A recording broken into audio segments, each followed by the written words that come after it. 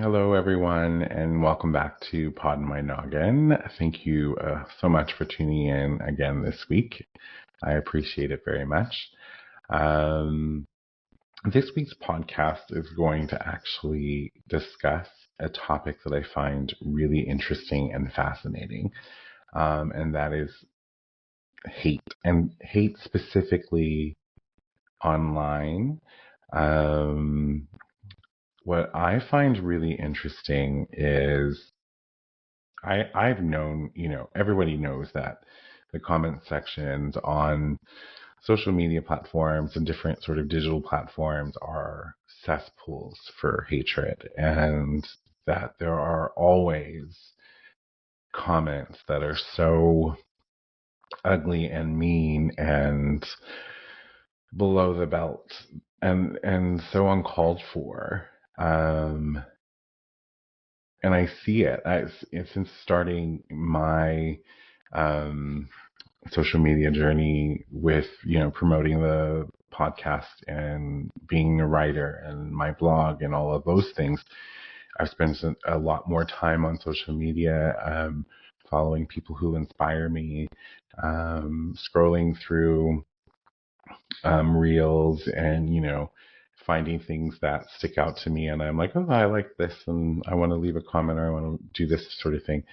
And what I've really discovered, say, more so in the last, like, say, 3 months, is that the hate is very real. And it's relentless. And like I said, very ugly and very mean. And it doesn't really affect me yet. I haven't received any hate comments to date. I'm sure that'll happen at some point, maybe. And that's fine. But what I was fascinated with is that who are these people who, wherever they are, whatever they're doing in life, um, in that particular moment, see this reel, and then their impulse is to click over to the comment section and leave just something nasty. For what and why? Like, for what reason are they doing that? What's the psychology behind it? Um, do we really have this many hateful people in life, in the world? And I will say, what one thing I will mention, call out at this point, is that while I do see a lot of hateful comments, I also see at least equal, if not more, positive comments, encouraging comments. A lot of people online coming to the aid of the person who's posted the content, and then the hateful comments are coming on. So that's always nice to see, a good, like, a balance at least. And I don't lose all hope for humanity. But yeah, it's the hateful comments. When I'm scrolling through the internet or I'm seeing posts from people that inspire me, and like, my impulse is to see, like, to comment and give praise and encouragement, and to thank them for posting something that was, inspirational to me, or whatever the situation is. And the and I get that. I got that, right? I got why I did that, because, it's that sort of, you want to shout out from the rooftops, like, hey, I see you. This is great. Keep going. Keep doing you, and all of those things. What I didn't get was how people could actually just stop what they're doing, click on, the comment section and whatever platform that they're on, and then go ahead and leave something that was really ugly, really nasty, really mean.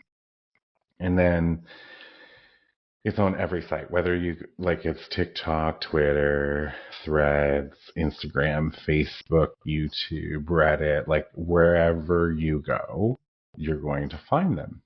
So when I was thinking about what I wanted to talk about on this next podcast, I don't remember the exact reel that I was watching because I have been watching a lot more since I sort of went on this new journey of mine.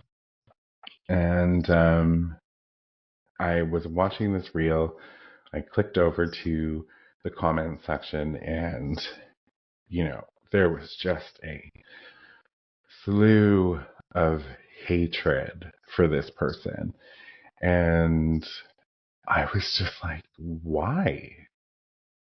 Like, I, like, did you not get the message growing up that if you didn't have anything nice to say, don't say anything at all? Like, what compels you to go out of your way? And I'm air quoting that because they're not really going out of their way.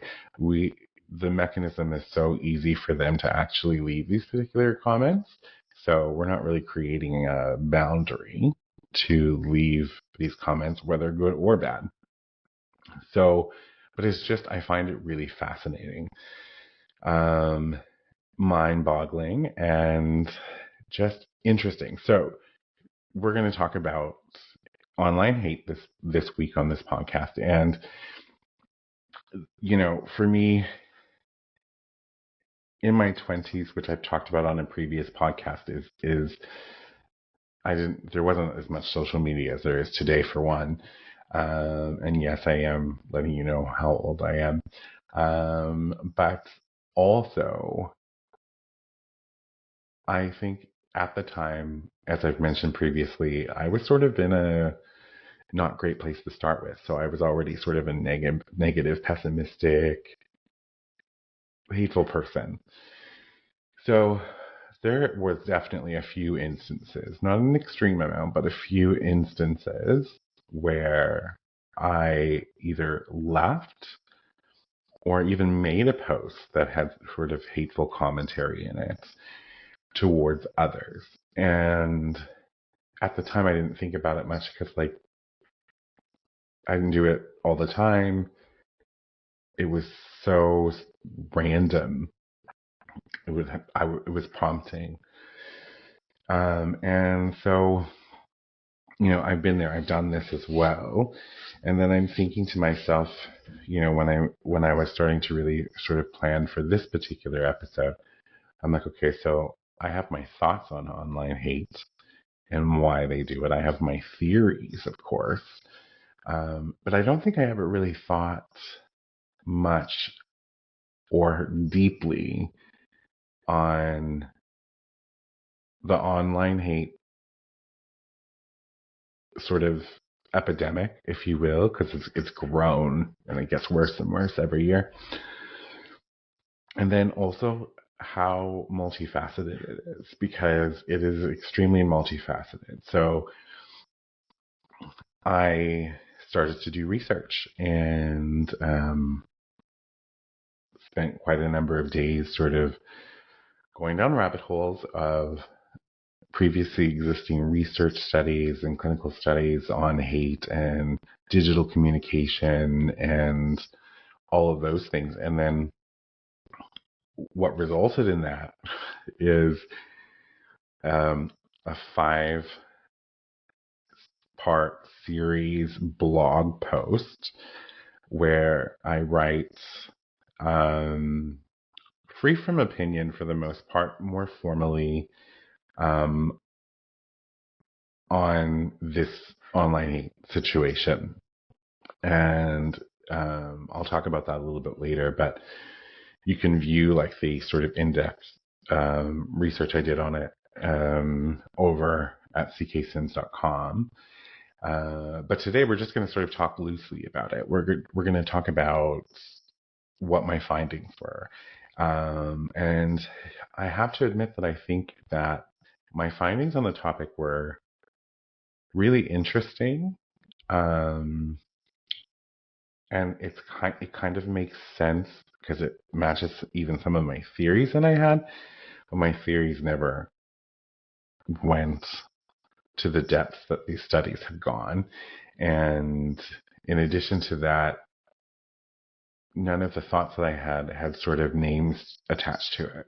So one of the cool studies, there was a lot of studies that I read, a lot of people who have spent extensive time researching this topic.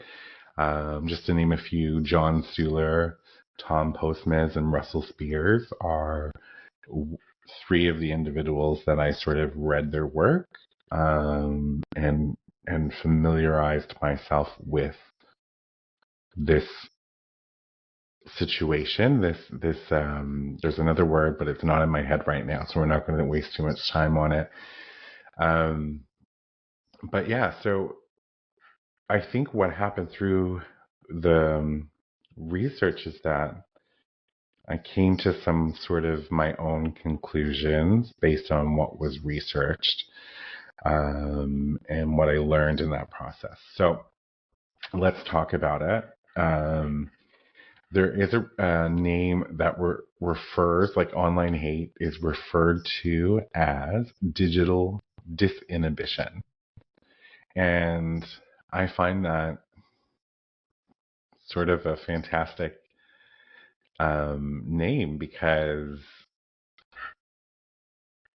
it's exactly what it is, right? When you go online, there's so many different facets as to that allow you to be yourself. So like there's a positive side to all of this, right? So every coin has two sides. So digital disinhibition also can have positive effects, right? So you can someone who's particularly shy or not overly emotive in life, or maybe particularly they're in an environment regularly where they don't have a voice or they don't feel comfortable talking about themselves. Whereas online, you can find safe spaces and spaces to actually have these conversations and do so without as much inhibition, because you're really just sort of there's an element of anonymity there. So this kind of goes back to, on the other side of the coin, where people, might, in the positive sense, feel more comfortable to be themselves and to explore topics and interests that they're not, comfortable exploring in person or in their particular environment.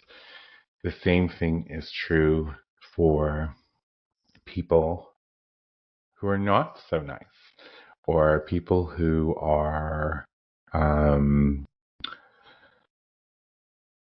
more prone to, say, because of the anonymity that can come with being online, to just sort of say whatever comes to their mind, regardless of its whether it's ugly or not, right? So people hate on others. I think I mentioned this just a second ago, about the post that sort of got me thinking on this particular topic, and I'm pretty certain it was a fitness post of someone who has a bigger body, and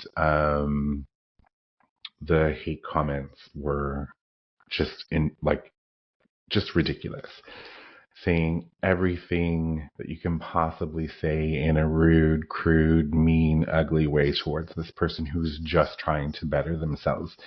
And I found there's a lot of these posts online, and one will give an argument that, someone who doesn't fit the norm, which is, and I'm going to air quote that one, because the norm, what is even the norm these days, really, to be honest, but it doesn't fit the norm, and then records themselves at a gym or records themselves working out, they're putting themselves out there for hate.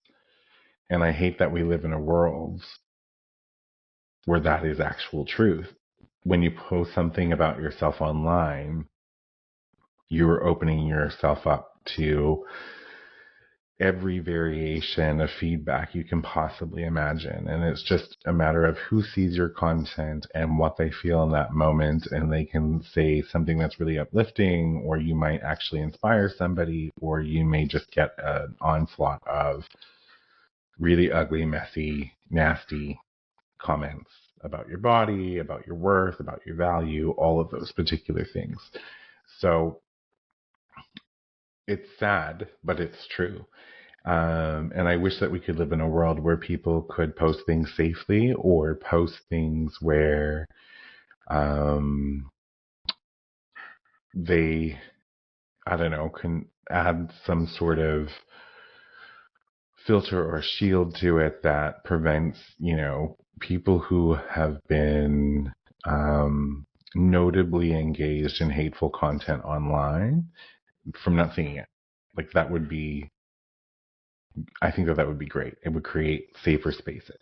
I don't know if that's the answer, though, to the overall issue. So one of the things that I found really interesting is that when people are online versus being in person, there are in person social constraints. And what I mean by that is that most of the people who spew hate online wouldn't, in fact, say what they would say to somebody's face. And the studies have shown that the reason this is that when you're in person, there are feedback loops, right? And those feedback loops are what sort of we'll call or term social constraints. You can see a person either verbally or non-verbally, like those cues, in feedback loops in person. So you could be, let's paint a picture real quick. You're in a restaurant and you're with a person, and you say something really mean to them about their weight, for instance. And then immediately you're going to get a verbal or nonverbal cue from the person that you just said that to. The person or people at the next table that just overheard you, you're going to see probably a nonverbal of, like, their head sort of flipping around. Did he just say that, or did they just say that? There's going to be a lot of immediate sort of consequences that are going to happen in that moment that will help sort of constrain that escalation, and might even prevent you from actually saying it altogether, because there is a presence of negative consequence when we act outside of social constraints. When we end up online, those social constraints, those verbal, nonverbal cues, those feedback loops are gone, right? So we're just by ourselves in the comfort of our own spaces. We're watching something, or we're scrolling, or whatever the situation may be. There is zero social cues, social constraints, verbal or nonverbal cues, or feedback loops happening in that moment. So it makes it very easy for someone to just say something that pops in their mind and write it out wherever they are. And this may not be someone's typical personality. So, for instance, part of the studies that I was reading through is that there's epidemic is the word that I was going to use earlier, FYI, how my brain works. There's so what happens is, and maybe I'm getting ahead of myself, but anyway, I apologize. But the other part of this, and I'm going to step back real quick before I get into this. So the other part of this is that when these particular feedback loops are removed, we're looking at algorithms, right? So hateful comments are actually great for the algorithm, because the algorithm looks at engagement to push. Someone leaves a hateful comment, someone comes to the person's response. Maybe it's the poster of the original content, or someone who also sees the content and sees the hateful comment. Then people go in and they actually hit the heart on the non-hateful comment, but other people might hit the heart on the hateful comment. So the algorithm is picking up that this is being engaged. And so then this looks like anytime someone hearts a hateful comment, it's a validation that this was okay that you said this, right? And I've seen hateful comments have thousands of hearts on them in relation to the content that was posted. Typically, though, what I'm happy to report is that when you're looking at the comment section, comments that are encouraging and positive or come in defense of the original content producer are 10 times more hearted, responded to, than the hateful ones. But we're going to veer away from the positive part of it for a second because I really want to focus on the negative part of it. So anytime somebody hearts that comment, say the comment was, why are you posting yourself working out when you can't show any results, right? In response to someone posting a fitness video, we'll stay with that for now. And like-minded individuals will come on and they will see this comment and they'll agree with it and they'll heart it. So say they get 500 hearts. That is 500 times that person is validated for leaving a hateful comment. Okay?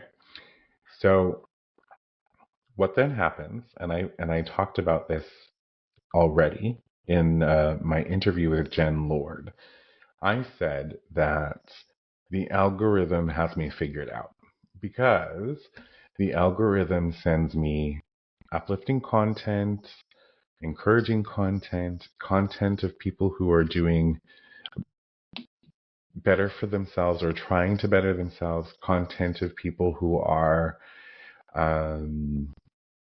sending out a positive message. This is what I'm getting, right? And so the term for that is echo chamber, which algorithms are so good at creating on social media platforms. So my echo chamber on any of my platforms, more so Instagram, because that's the one I use the most, is really in tune with what I will interact with and what I believe, what I comment on, what I heart, it picks it up. So I have an echo chamber of positivity on Instagram. Now, let's look at someone who engages in hateful speech or nasty, ugly comments online. The same happens for these people. So I'm going to give you a fake person. So, and I'm going to use a woman just so that the men don't get mad at me. But let's just say Emily is a 23-year-old university student, and she is really friendly and personable and warm in her offline life. Does really well in school, overall good person. When she finds herself online and she's working toward, going through the comments or the reels or all of these different things, she ends up, seeing posts that, that she doesn't necessarily agree with, or maybe it kind of like bothers her on some level. So instead of comment or heart the thing, she sees somebody say something like, why do you even bother post working out when there's no results? And she's like, okay, that makes sense to me.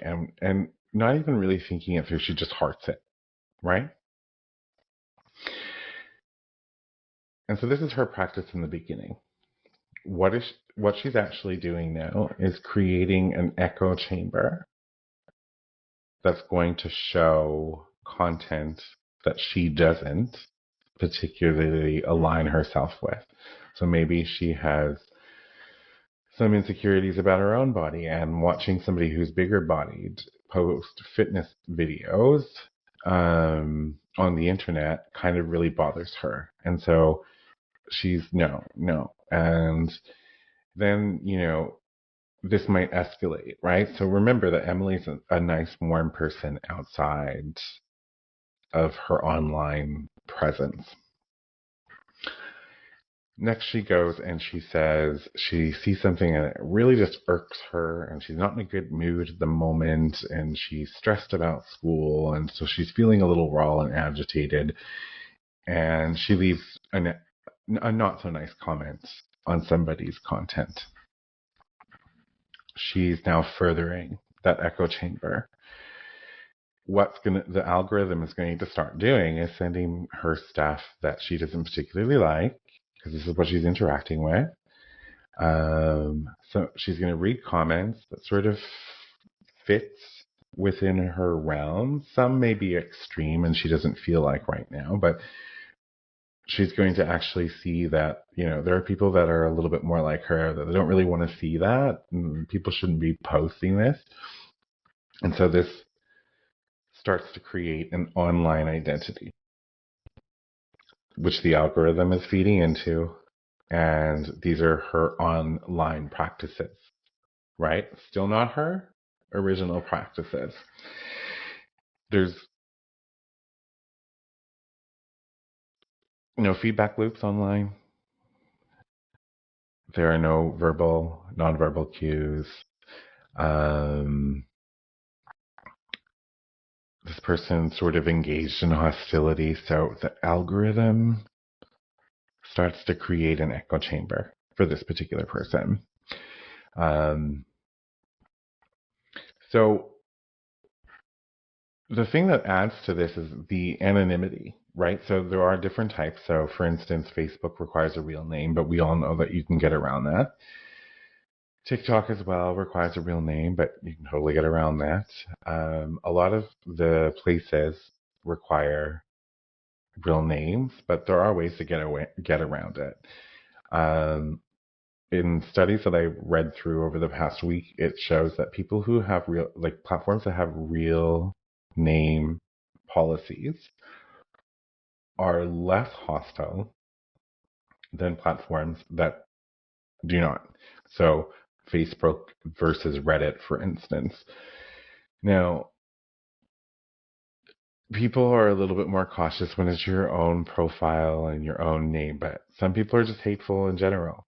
So you're going to see a lot of people with the real name processes and showing pictures of their family life and their babies and, putting hate out into the world, fighting on the internet, all of that sort of thing. So that was a call out, though, is that real name policy platforms versus platforms where you can totally be anonymous.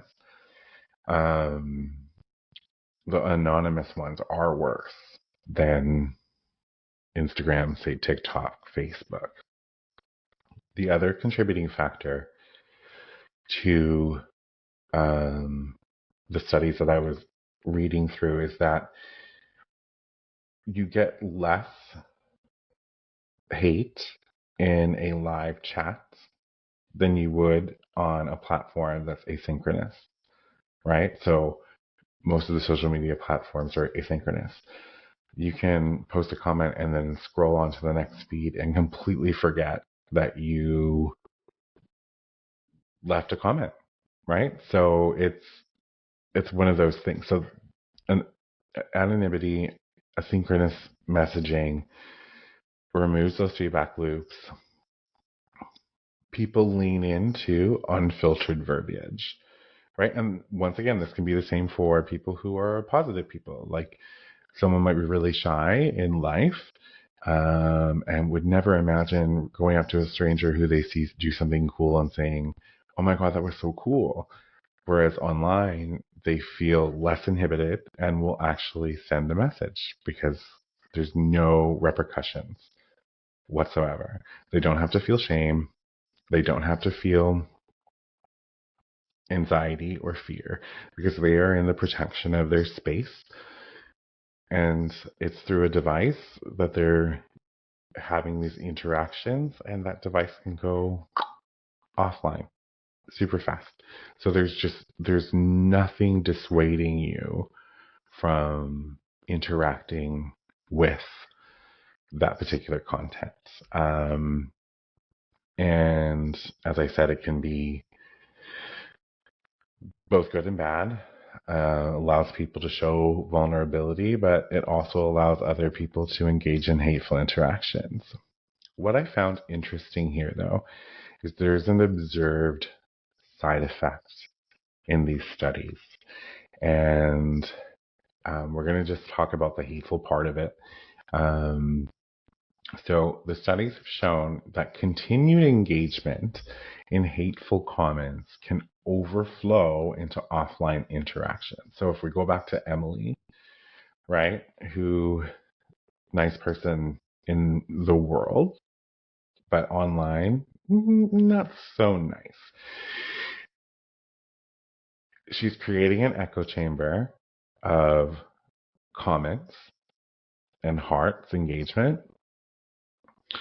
And then the algorithm is feeding back, right? People who leave hateful comments, giving her content that it thinks she wants or that aligns with what she wants to see.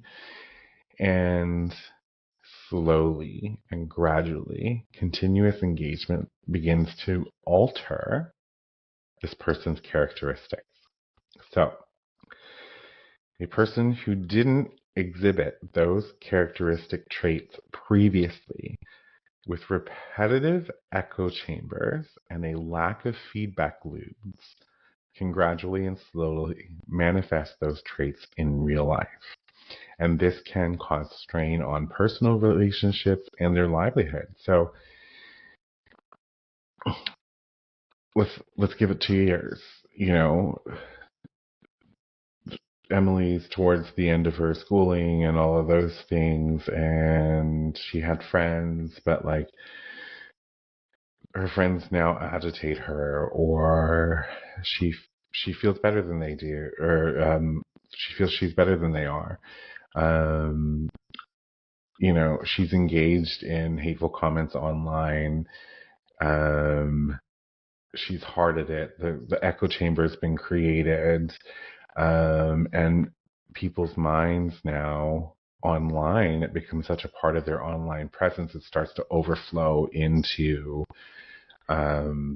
personal life. So now Emily is sort of like she's getting really agitated with her friends, and she's being really forward and blunt with people in general, and her family has seen, you know, a change in her demeanor and all of those things. So the repetitive access to hostility has now manifested in her personal life outside of. So this is actually one of the observed issues of prolonged hostility on the internet. One of the cool call outs was, though, that people who have really strong values, and who are engaged in regular self-reflection this won't happen to, because they're recognizing that they can recognize the fact that what's happening in this particular online space is completely different than how they would or should behave outside, offline. So that was a really interesting part of the research, is understanding that the hateful sort of engagement online can then start to spill over into personal life. The same can be said, though, with people who are typically shy in life and start to show up more, share more, be more vulnerable online. This can begin to start to spill over into their own personal life, so there's a bonus on that side as well, right?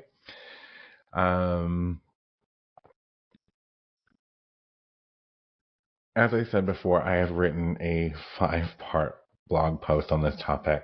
It's far more in depth than this particular podcast. You can find it at cksims.com.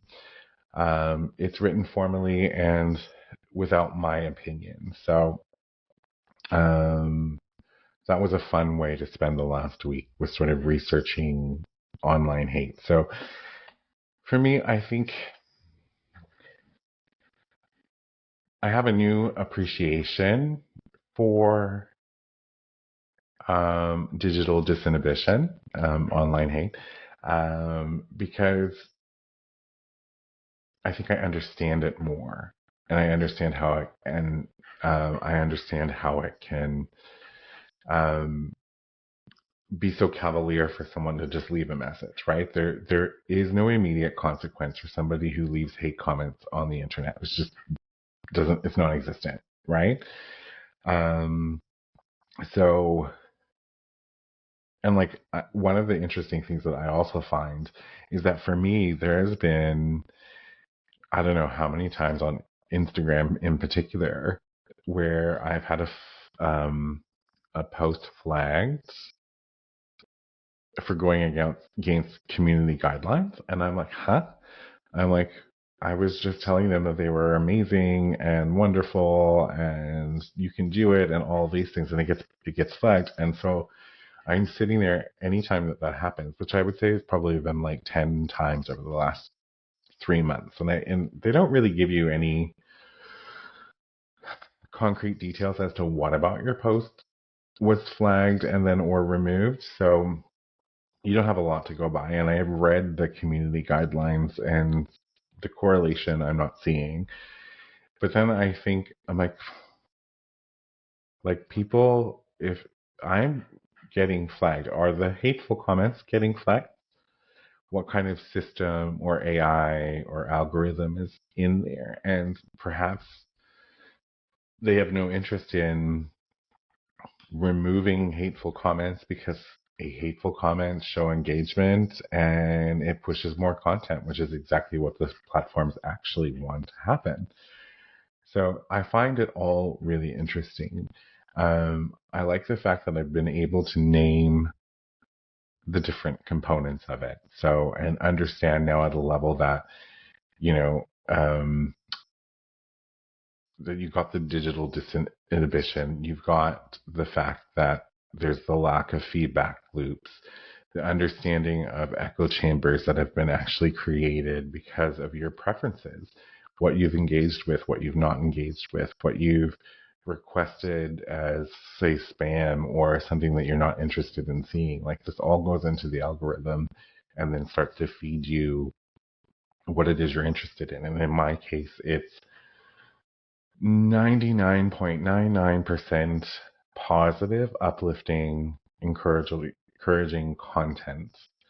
But I do remember back in the beginning days of starting the author CK Sims Instagram accounts, I was seeing a lot of weird stuff. So I think you have to train it in the sense like you have to show consistency in what it is what you want to see.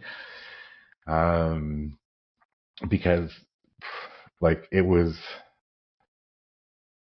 giving me sort of hateful speech, and I remember one particular comment was like Andrew Tate, and it was very disrespectful towards women, but it was, marked as motivation, and I'm like, nope, not for me. I do not want to see this ever again, right? And I have unfollowed accounts that I found that have deemed that they're motivational or inspirational, but then they're sharing Andrew Tate. And I'm not going to go into my feelings about Andrew Tate. I think you understand that I don't really care for them. So, but at this point, I'm like, I'm not going to follow this account because clearly they're not being mindful of what they're posting and who it is they're posting, because the messaging that, certain individuals give regularly is very disrespectful and damaging to women, and I'm not about that. So I don't want to damage anybody. really, to be honest with you. I want to uplift everybody. So one other call out I want to make is that through all of this sort of reading and research and writing and getting ready for today's podcast, I now understand as well how people can become radicalized online. And how innocent and benign it can start as, and then how it can escalate over time. So, you have someone, they're depressed, they're sad, or they're angry. They're angry at society, that sort of thing. So they go online and, they're looking up this on YouTube and they're viewing this content on Instagram and they're maybe leaving, not, they're hearting, hate comments in the beginning. And then all the algorithms are the same. They'll start pushing your preferences. So if somebody's engaged in sort of like just really angry at the government, at the world, or at a subset of people, then that's what they're going to start seeing. And it's interesting to me how someone who, had these feelings but probably would never have acted on them that much, but just needed an outlet, started to find some sort of similarities with people and accounts and videos on the internet and interacted with them. Absence of feedback loops, nobody to say, hey, should you be really watching this? Like, nobody to say, that this is propaganda, right? Like, that this is like designed to make you feel a certain way. And then what happens is you get cross-platform. Not that they're talking to each other, but just cross-platform echo chambers. So your preferences and the hostility that you're sort of engaging in, or the ideology that you're engaging in, is now programmed cross-platform. And so wherever you go, you're starting to see these echo chambers of like-minded individuals or content that sort of speaks to your current state of mind. And then slowly but gradually, this can build. And now there are networks in the world who play on that, right? They're seeing people comment, right, on specific things. But the radicalization can happen very organically. And I use air quotes again, because of the algorithm and the echo chamber that you've built. And then what was once just a feeling of anger is now your identity and your belief system. And we've seen it happen with many people. That radicalization, the hate spewing and growing. We've seen it within the last 10 years, probably exponentially. And so understanding that it's algorithm based, it's echo chambers, it's the absence of feedback loops, all of those things combined together that create the perfect storm for someone to become radicalized and hateful in real life. So I think this is a really interesting sort of rabbit hole to fall down and talk about. And it's not really uplifting, but I think one of the really big takeaways is that online and digital communication is a breeding ground for impulse responses that are hostile and hateful in nature due to the anonymity, the asynchronous,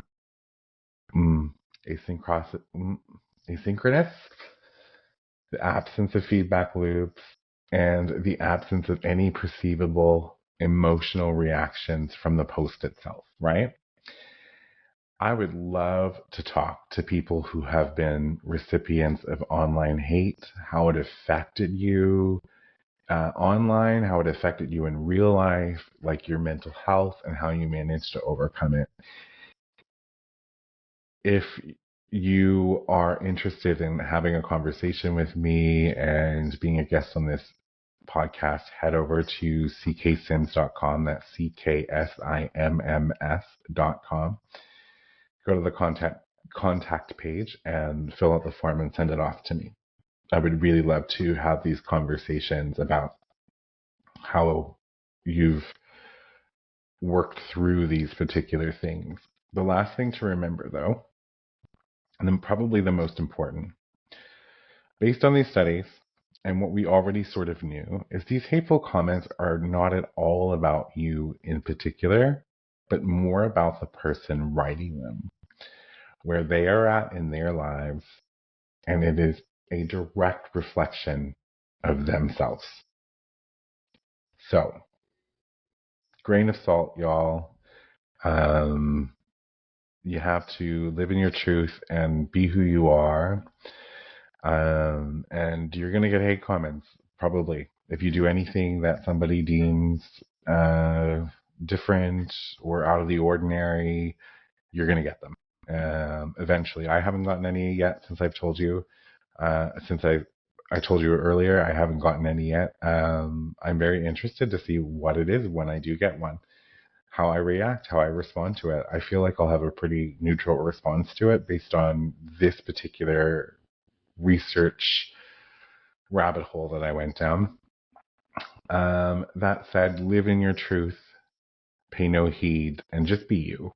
Always be you. If you're interested in sponsoring this podcast, you can head over to cksimms.com and send me a message through my contact page. You can follow me at author CK Simms on Facebook, Instagram, TikTok, and Threads, and subscribe to my YouTube channel, Author CK Simms, where you can watch the full video version of this podcast. Until next week, thank you for tuning in to Poddin My Noggin, and remember, go out and live your wildest dreams.